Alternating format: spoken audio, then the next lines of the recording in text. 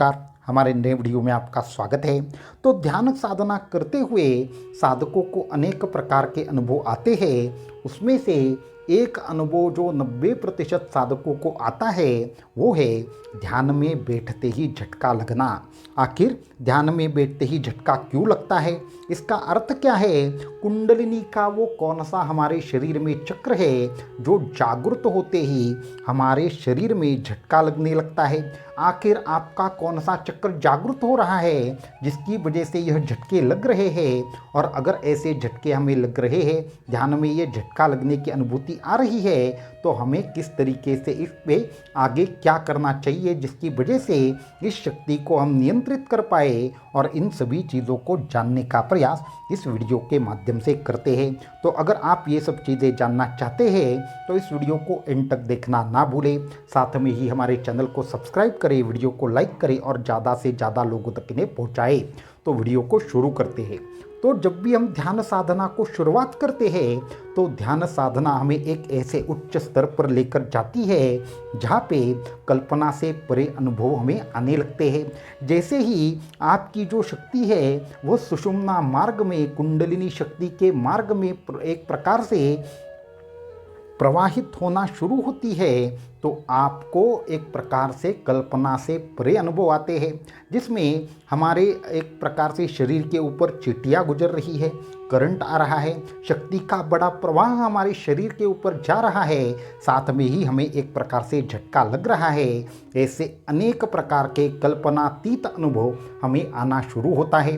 तो ऐसे में साधक डरते हैं, घबराते हैं और ध्यान को छोड़ते हैं, या जैसे ही एक झटका लग जाए हम ध्यान में नहीं बैठते क्योंकि हमें ऐसा लगता है कि कहीं न कहीं पे ये गलत हो रहा है। परंतु ऐसा नहीं है। अगर आपका ध्यान योग्य दिशा में है, सही समय पे आप ध्यान करते हैं, आप निरंतरता से ध्यान करते हैं, तो ये साधना का अनुभव आपको आएगा ही आएगा। इसका अर्थ यह है कि आपके शरीर में कुंडलिनी शक्ति एक विशेष चक्र तक पहुंच चुकी है, जिस चक्र की जागृति के दौरान ये अनुभव आपको अवश्यम भावी आता है।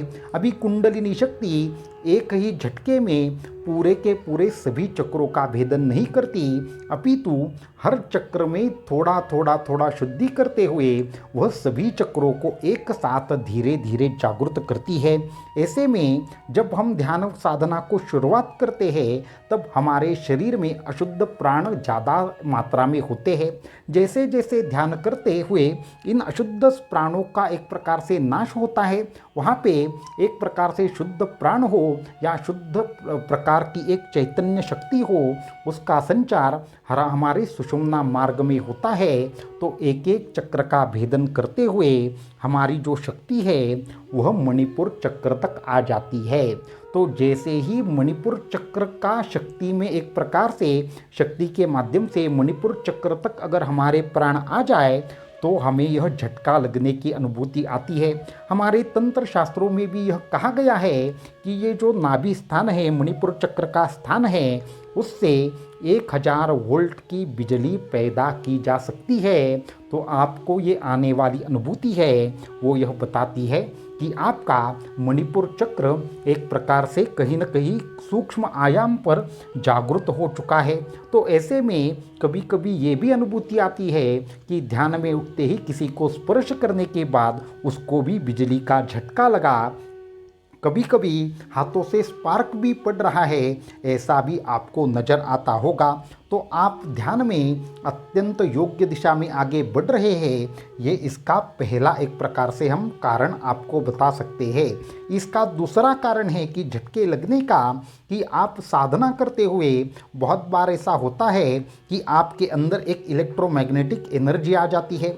अगर आपने कोई विशेष प्रकार के स्थान पे बैठकर साधना की होगी और वहाँ पे आपका जो ध्यान है वो अत्यंत गहराई में जा रहा होगा, तो आपको एक प्रकार से वो इलेक्ट्रोमैग्नेटिक एनर्जी बढ़ने लगती है, और वो जो एनर्जी है वो नीचे आने से पहले ही अगर आप डर के उठ जाते हैं क्योंकि आपको झटका लगा है, तो आपकी वो एनर्जी पूरी की पूरे नीचे आने में समय लगता है। और उससे पहले अगर आपने किसी को छू लिया तो उस व्यक्ति की एनर्जी उतनी नहीं होती, उसकी वजह से आपके शरीर से वो एनर्जी दूसरे के शरीर में प्रवाहित होती है। और ये दूसरा कारण होता है कि आपको झटके लगने लगते हैं। तो ऐसे अनेक कारणों की वजह से झटके लगने लगते हैं, या फिर हमारे शरीर के ऊपर एक प्रकार से चींटियाँ दौड़ रही है, या फिर एक प्रकार से कोई हमारे शरीर के ऊपर एक प्रवाह बह रहा है, ऐसा साधकों को लगता है।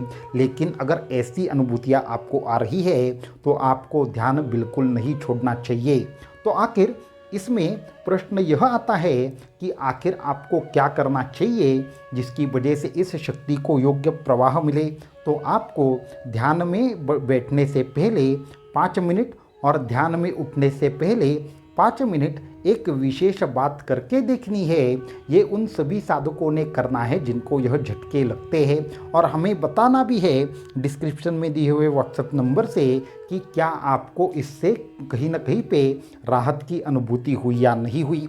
तो आपको करना यह है, अनुलोम विलोम प्राणायाम आपको 5 मिनट के लिए करना है ध्यान में बैठने से पहले, और ध्यान से उठने से पहले 5 मिनट तक अनुलोम विलोम प्राणायाम करना है।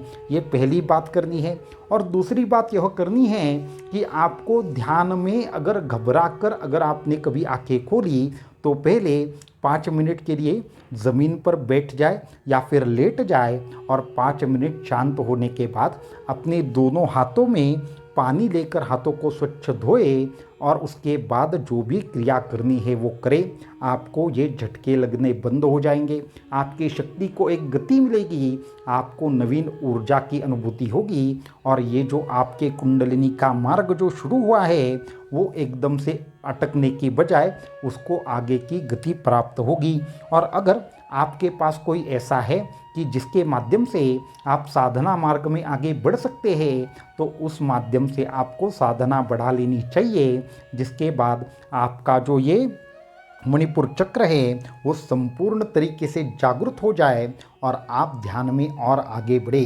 तो ध्यान में झटके क्यों लगते हैं, इसका तात्पर्य यह है कि मणिपुर चक्र जागृत होना या अचानक से ध्यान में उठते ही हमने एक प्रकार से हमारी जो चेतना शक्ति का स्तर ऊपर उठा है वो पूरा नीचे जाने से पहले ही अगर हम उठते हैं और किसी को स्पर्श करते हैं तो फिर झटके लगते हैं। तीसरा, अगर नींद में आपका एक प्रकार से झटके लग रहे हैं तो इसका अर्थ यह है कि नींद में भी आपके मन में मंत्र जाप या अन्य कोई ऐसी चीज़ शुरू है जो आपको शक्ति को एक अलग स्तर पे लेकर जा रही है। तो ये बहुत ही आपके लिए एक प्रकार से भाग्य की बात है, आपके ऊपर ईश्वरीय कृपा है।